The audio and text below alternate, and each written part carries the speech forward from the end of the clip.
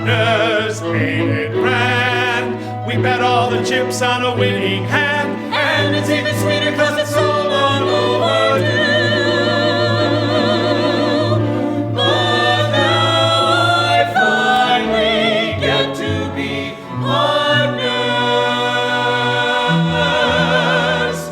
with you, with you, with you, with you.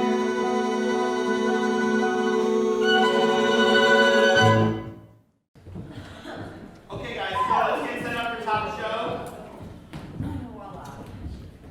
A Catered Affair is set in 1953 in the Bronx. It centers around a family, a father, his wife, and their daughter, and they had another son who has died just a few months before in the Korean War. The money that the family has made from the government for the death of the son, it could be used in two ways. One, to help the husband's taxi cab business, or to throw a wedding for their daughter. And the daughter, on the very first moment of the musical, proclaims that she's ready to get married.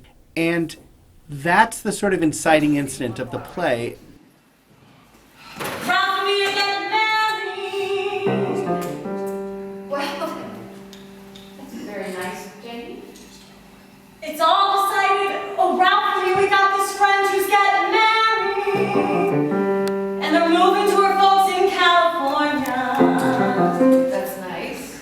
They're getting married. But what Bucchino did is to bring these beautiful lyric, internal songs, all of them really about the relationship of marriage and about partnership. The very first song in the play is a song called Partners. And it's about business partners, but it's also about lifelong partners.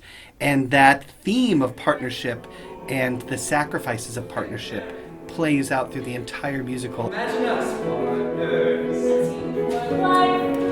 Can't believe you're ready to become my wife. Guess you ain't long enough a dream just may come true. And I finally get to be partners with you. People around in the limousine. Stop! My head is split. I think there's a lot of guilt involved between the mother and father about deciding how to spend this money. And one of Aggie's songs, she says, "You say this money's our future, but that's not the truth. I say your kids are your future." I say your kids are your future, though there's no way we can buy back your youth. We could still give her one perfect day. Remember us for police.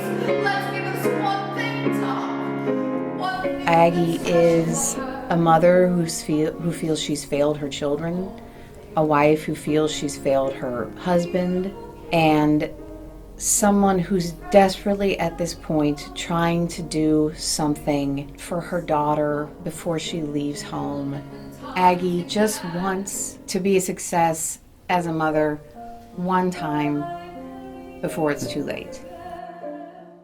John Bucchino is sort of mostly known for writing cabaret music, and he writes these story songs that are really brings the emotional innards of the character to life. I think that especially the dream wedding sequence adds a really nice dimension to Aggie's character. It is. It's sort of the visual climax of the show, and it's this perfect dream of what she wants the wedding to be, and what in some ways what she wishes her life was as well.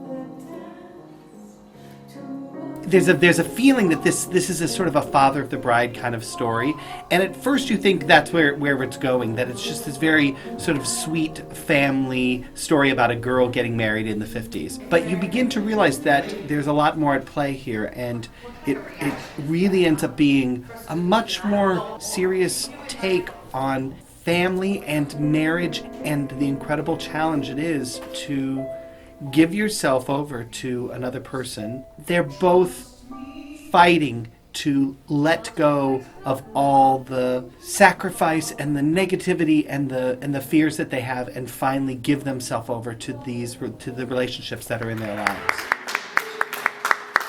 Great job, everybody. Really, really lovely run. Let's just take